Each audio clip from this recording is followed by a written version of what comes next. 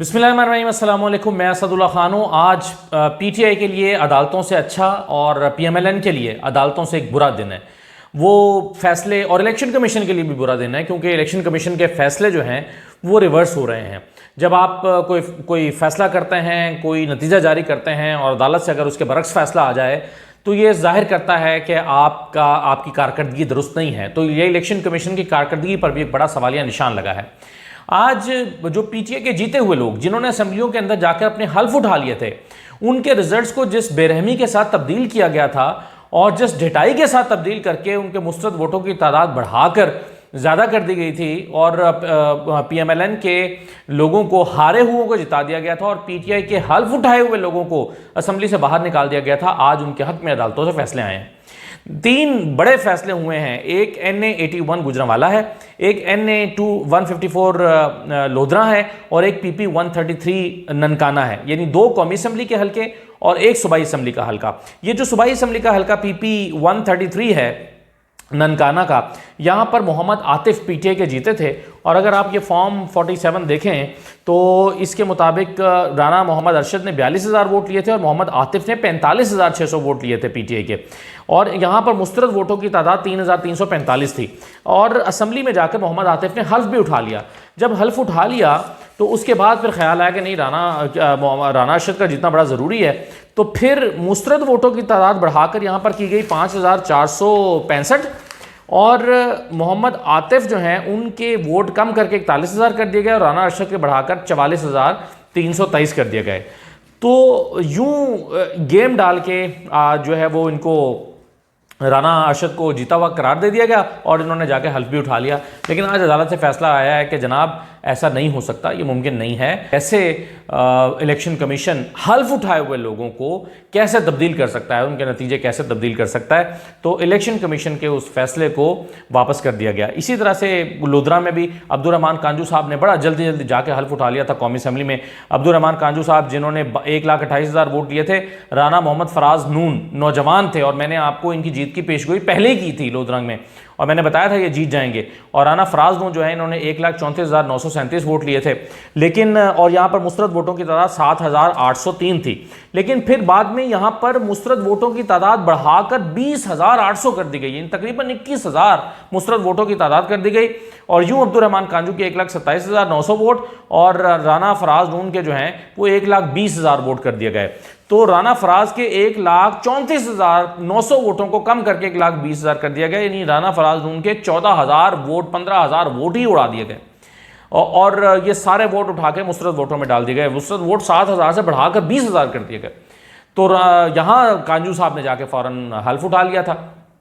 तो फिर आज अदालत से फैसला दोबारा राना फराज नून के हक में आ गया है और राना फराज नून दोबारा MNA हो गए हैं, जिन्होंने पहले ही हल्फ उठा लिया था। और अब्दुर्रहमान कांजू का जो हल्फ है वो कलदम हो गया है। इसी तरह से अजहर कयूम नारा NA 81 गुजरांवाला बिलाल एजाज यहाँ पर जीते हुए थे और इस पर मैं पहले भी बात कर चुका हूँ। 1,17,000 बिलाल एजाज ने वोट लिए थे, अजहर कयूम नारा ने 1,09,000 लिए थे। लेकिन यहाँ पर मुस्तरद वोटों की तादाद बढ़ाकर 17,000 कर दी गई और 17,000 वोट करके और फिर इनको इसके नतीजे को तब्दील कर दिया गया। तो आज बहरहाल अदालत से ये तीनों फैसले रिवर्स हुए और पीटीआई के हक में मैं समझता हूँ कि बड़ा फैसला है। और आज एक और चीज़ भी हुई है, इलेक्शन ट्रिब्यूनल में एक और बड़ा केस चला गया है और वो केस गया है नवाज शरीफ का यास्मीन राशिद के मुकाबले में। NA 130 ये चैलेंज हो गया है और ट्रिब्यूनल के पास चला गया है। NA 130 में नवाज शरीफ साहब की कामयाबी जो है उसको चैलेंज कर दिया गया। नवाज शरीफ आप जानते हैं पहले ही मानसरा वाला हल्का हारे हुए हैं और नवाज शरीफ ये वाला जो पंजाब लाहौर वाला हल्का है हारे ये भी हुए हैं फॉर्म 45 के मुताबिक। लेकिन इनकी जीत का ऐलान कर दिया गया था कि जनाब ये ज़्यादा दिलबर्दाश्ता ना हो जाए। अब नवाज शरीफ साहब जो हैं वो चूंकि बयानात भी आजकल दे रहे हैं ख़तरनाक किस्म के और कह रहे हैं कि जी मंसूबा तो पहले ही बना लिया गया था, मुझे काटने का मंसूबा बनाया गया था, शहबाज शरीफ को लाने का मंसूबा बनाया गया था। तो अब जब आपका मंसूबा ही नहीं था, आपकी ज़रूरत ही नहीं है, तो फिर तो वैसे ही आपका असल रिज़ल्ट सामने आ जाना चाहिए ना। तो नवाज शरीफ साहब का अब उम्मीद ये हो गई है कि नवाज शरीफ का ये वाला हल्का भी जो है वो उनके हाथ से चला जाएगा, क्योंकि फॉर्म 45 एक ऐसा नाकाबिले तरदीद सबूत है जो यास्मीन राशिद के पास मौजूद हैं। अब ये जो फॉर्म 45 है इसकी अगर आप कैलकुलेशन कर लें तो फॉर्म 45 के मुताबिक यास्मीन राशिद जीती हुई हैं। बाद का जो फॉर्म 47 तब्दील किया गया वो अब ट्रिब्यूनल के सामने रखा जाएगा और अगर ये फ्री एंड फेयर तरीके से ट्रिब्यूनल अपना फैसला देता है तो नवाज शरीफ साहब अपना ये हल्का भी लूज़ कर देंगे। मानसहरा पहले हार गए, लाहौर भी अगर हार जाते हैं तो उनके पास ना असम्बली में तो वो रहेंगे नहीं, फिर पाकिस्तान में भी रहने का जवाब नहीं बचता। तो बहुत बड़ा सवालिया निशान नवाज शरीफ की सियासत पर लग जाएगा। वो जो गिले शिकवे करते फिर रहे हैं ना, वो जो कह रहे हैं कि मेरे साथ धोखा हुआ है, उन्हें असल में तो अंदाज़ा होना चाहिए कि उनकी 15 सीटें हैं या 17 सीटें हैं, इससे ज़्यादा उनके पास सीटें नहीं हैं। शिकवे वो किससे कर रहे हैं और क्यों कर रहे हैं।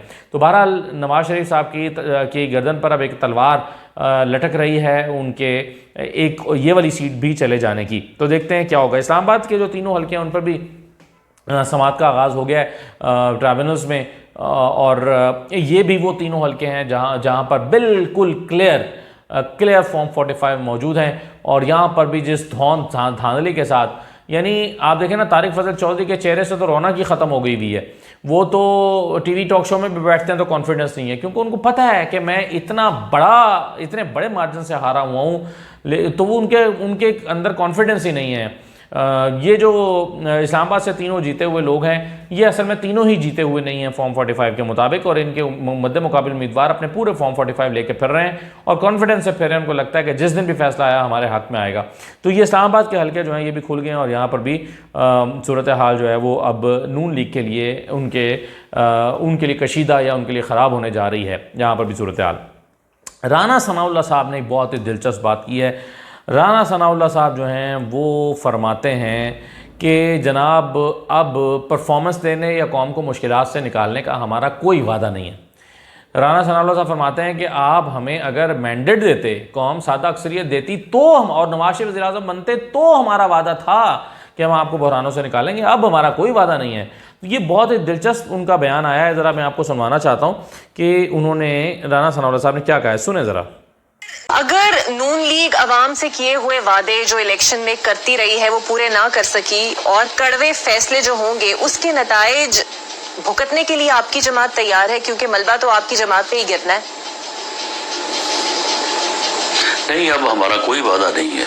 हमारा जो अवाम से वादे थे वो इस बुनियाद पे थे कि हमें अगर सिंपल मेजॉरिटी मिली, PMLN ने अपनी गवर्नमेंट बनाई और मियां नवाज शरीफ की लीडरशिप में हम वो वादे भी पूरे करते और हम इस मुल्क को 2 साल में जो इकॉनमी का क्राइसिस है, मुआशी क्राइसिस है, उससे निकालते। अब देखें, हमें तो सिंपल मेजॉरिटी लोगों ने नहीं दी, तो अब हमारी तो कोई जिम्मेदारी नहीं है। अच्छा, अब इस बयान के बहुत सारे पहलू हैं जिस पर डिस्कशन हो सकती है। एक तो यह है कि आपके अगर सिंपल मेजॉरिटी आपके पास नहीं है तो हुकूमत तो बन गई है ना, आपकी पीपल्स पार्टी ने आपको सपोर्ट किया, अब आपकी हुकूमत बन गई है, आपका वज़ीर आज़म है, फैसले का इख्तियार है, वो एग्जेक्टिव है, चीफ एग्जेक्टिव वो पाकिस्तान है, वो जो फैसला करें वो इम्प्लीमेंट होगा। इसका क्या मतलब है कि हमारे पास आधा अक्सरियत नहीं है तो हम फैसले नहीं कर सकते या हम मुल्क को बहरानों से नहीं निकाल सकते? एक तो ये वैसे ही गलत बात है। दूसरा, ये शहबाज शरीफ या अपने वज़ीर आज़म पर अदम एतमाद का इजहार भी है। यानी वो कह रहे हैं कि नवाज शरीफ होते तो वो तो मुल्क को निकाल सकते थे बहरानों से, लेकिन शहबाज शरीफ मुल्क को बहरानों से नहीं निकाल सकते। ये हमारा कोई वादा नहीं है। हमने वादा किया था कि नवाज शरीफ को वज़ीर आज़म बनाओगे तो मुल्क को बहरानों से निकालेंगे, तुमने शहबाज शरीफ को वज़ीर आज़म बना दिया, तो हमारा अब कोई वादा नहीं है। ये राना सनाउल्लाह साहब ये भी कह रहे हैं कि ये जो शहबाज शरीफ साहब हैं इनके परफॉर्म करने की कोई गारंटी भी नहीं है। ये यानी एक तो हमारा वादा नहीं है, दूसरा एक तरह से वो ये भी कह रहे हैं कि ये परफॉर्मेंस होगी या नहीं होगी, या मुल्क को बहरानों से निकालेंगे या नहीं निकालेंगे, ये हम कुछ नहीं कह सकते। तो ये शहबाज शरीफ की हुकूमत पर अदम एतमाद का इजहार राना सनाउल्लाह की तरफ से किया गया है। मैं फिर कहूँगा कि राना सनाउल्लाह और जावेद लतीफ़ जो बातें कर रहे हैं, ये मुमकिन नहीं है कि वो मरियम नवाज़ या नवाज शरीफ की ईमा के बगैर कर रहे हों। ये मुमकिन नहीं है। पहले इसका तोड़ निकालने के लिए हनीफ अब्बासी से बयान दिलवाया था इनके ख़िलाफ़, इन्होंने शहबाज शरीफ साहब ने, हनीफ अब्बासी साहब ने तगड़ा बयान दिया था और उसमें लत्ते लिए थे राना सनाउल्लाह के भी और जावेद लतीफ़ के भी। लेकिन अब फिर शायद ऐसा लगता है कि शहबाज शरीफ को कुछ करना पड़ेगा, क्योंकि मुसलसल शहबाज शरीफ के ख़िलाफ़ राना सनाउल्लाह जो है वो बात कर रहे हैं। और ये क्या आर्गूमेंट हुआ कि हुकूमत के मज़े आप पूरे ले रहे हैं, वजारतों में पूरे बैठे हुए हैं, हुकूमत में आप हैं, लेकिन आप कह रहे हैं नहीं हमारी जिम्मेदारी नहीं है, हमारा वादा भी नहीं है निकालने का। कौम ने चूंकि हमें मैंडेट दिया ही नहीं है, कौम ने चूंकि मैंडेट नहीं दिया तो हम आपको कैसे मसाइल से निकालेंगे? तो ये ऐसा अजीब व गरीब बयान है राना सनाउल्लाह साहब का, जिसकी कोई भी कोई दलील या जस्टिफिकेशन या वजाहत नहीं हो सकती। और हैरत की बात है कि नवाज शरीफ साहब भी ऐसे ही समझते हैं, यकीनन समझते हैं, तो राना सनाउल्लाह ऐसी बातें कर रहे हैं मुसलसल। आखिर में मैं एक अखबारी ख़बर आपके सामने रखना चाहता हूँ जिसको पीटीआई ने बहुत शद्दोमत के साथ रिस्पॉन्ड किया है। साले ज़ाफ़र साहब जो हैं उन्होंने आज एक ख़बर लगाई है अखबार में, और उसमें वो कहते हैं कि कौमी असम्बली में हिज़्ब इख्तिलाफ़ अपनी अददी अक्सरियत साबित करने में नाकाम रहा है। क्यों? उन्होंने कहा है क्योंकि कल रिक्विजिशन एक जमा हुई थी और उसमें कोरम की निशानदेही हुकूमत ने कर दी कि जी कोरम पूरा नहीं है, यानी अपोजिशन ने इजलास बुलाया, अपोजिशन ने कोरम पूरा ना किया, उसकी निशानदेही हो गई, इजलास मुलतवी हो गया। ये बात तो ठीक है, कई दफ़ा ऐसा हुआ है, ये पहली मरतबा नहीं है कि कोई भी इजलास बुलाए और उसकी कोरम पूरा ना हो, यानी लोग पूरे ना पहुँचे हों, तो इजलास मुलतवी हो जाता है। लेकिन साले ज़फ़र साहब ने इसमें बहुत ज़बरदस्त तज्ज़िया निकाला। वो कहते हैं कि जी 92 अरकान पर मुश्तमिल अपोजिशन के महज 59 अरकान का होना इसकी सफ़ों में खुली बगावत साबित करता है, यानी साबित करता है कि पीटीआई की सफ़ों में बगावत हो चुकी है, यानी अरकान का गैर मौजूद होना, गैर हाजिर होना बगावत का इजहार करता है। ये हालांकि पीटीआई ने यह दावा नहीं किया था कि हम इजलास बुला रहे हैं और हम अपनी अददी अक्सरियत साबित करके दिखाएंगे, या अददी अक्सरियत के इजहार के लिए इजलास नहीं बुलाया गया था। अगर ऐसा तो इस तरह तो फिर कई मरतबा ऐसा होता है कि हुकूमत इजलास बुलाती है और अपोजिशन कोरम की निशानदेही करती है और कोरम टूट जाता है, कोरम नामुकम्मल होता है, तो क्या फिर वो हुकूमत की सफ़ों में खलबली मच जाती है? क्या हुकूमत की सफ़ें जो हैं वो उसमें दरारें पैदा हो जाती हैं या बगावत हो जाती है? तो इसको बगावत का नाम देना बहुत ही हैरान कुन है। और आज पीटीआई के रहनुमाओं ने साले ज़ाफ़र साहब को खूब आड़े हाथों लिया है। अली मोहम्मद खान साहब ने क्या कहा है, ये ज़रा सुन लें।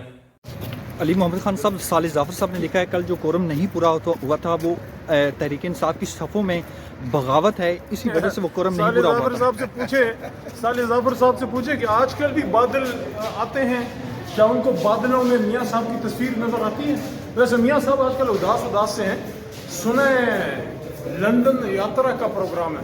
अच्छा, ये तो अली मोहम्मद खान साहब थे। न्याजुल्लाह न्याजी साहब का नुक्ता भी बड़ा ज़बरदस्त है।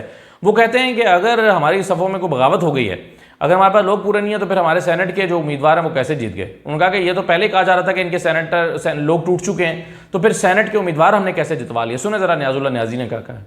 हमारे अंदर कोई ऐसी बगावत, कोई ऐसी चीज़ नहीं है। पूरी पार्टी मुतहद है और मुतहद काज के लिए। और देखें कि आपने देख लिया, ये पहले भी बात चली थी, आप लोगों ने कहा जी पंजाब में फॉरवर्ड ब्लॉक बनने जा रहा है। पंजाब में देखा जो वोटिंग हुई है सेनेटर की, अभी हामिद खान साहब जीते हैं और उसके साथ मौलाना अब्दुल नासिर साहब, आपने देखा कोई वोट टूटा है? तो ये तो एक ब्लेम है। सेनेट के इलेक्शन हो गए, ये ऐसा नहीं होगा। इंशाल्लाह पार्टी इतनी मुश्किलात से निकली है और उस मुश्किलात के बावजूद आपने 2-3 इलेक्शन में मुतहद हैं और इंशाल्लाह मुतहद रहेंगे। इसी तरह से ज़ैन कुरैशी साहब ने भी कहा। ज़ैन कुरैशी साहब ने कहा कि ये तो बड़ी अजीब व गरीब सी बात है और पता नहीं वो यहाँ का ये मंतिक कहाँ से लेकर आ गए हैं। कोरम पूरा नहीं था, लोग गैर हाजिर थे, ये एक बड़ी रूटीन की बात है। तो ज़ैन कुरैशी साहब ने इस साले ज़ाफ़र साहब को भी खासे सख्त अल्फाज में रिस्पॉन्ड किया। ज़रा ये भी सुन लें। नहीं, ये पता नहीं उन्होंने कैसे ये इतना बड़ा क्लेम कर लिया है, उनके पास कौन सा गैब का इल्म है।